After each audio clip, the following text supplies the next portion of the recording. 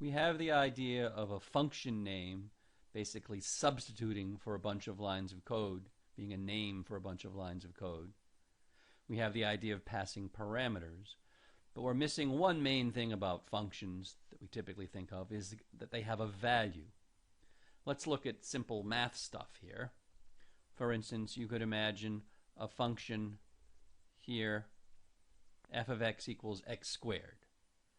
That would define a function, the squaring function.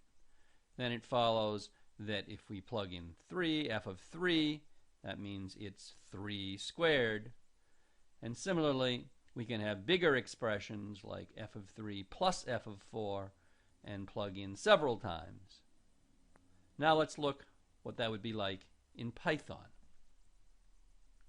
There's just one more key word here. We can define a function like before. When we have a value that should be the final value of the function, the Python syntax is to say return that value.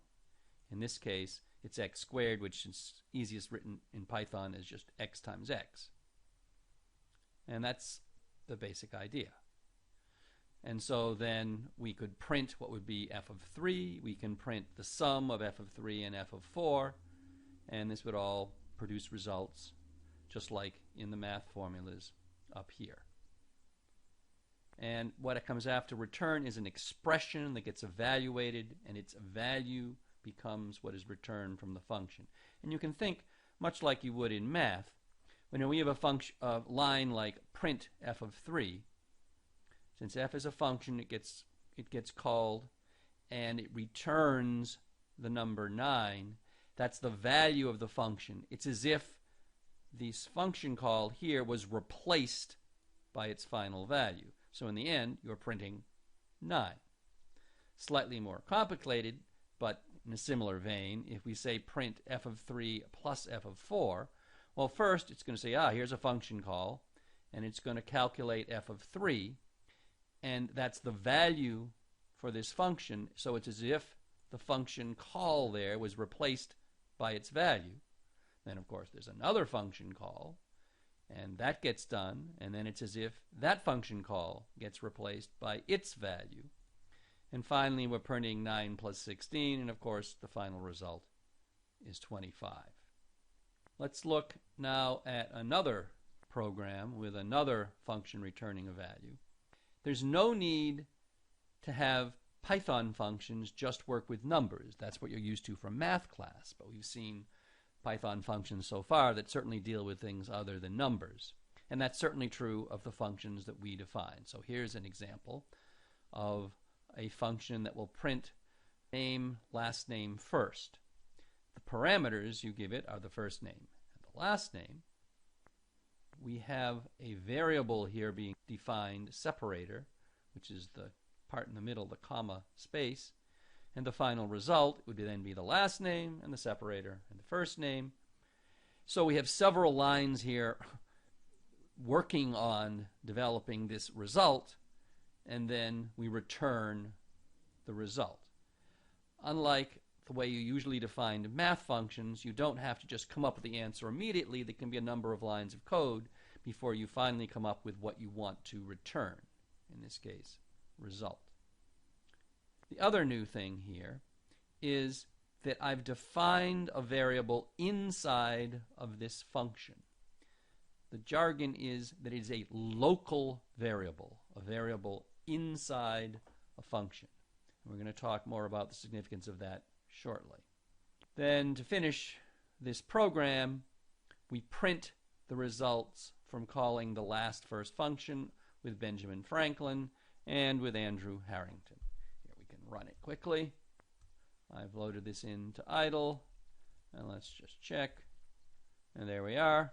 So we get the last name first with the commas in between.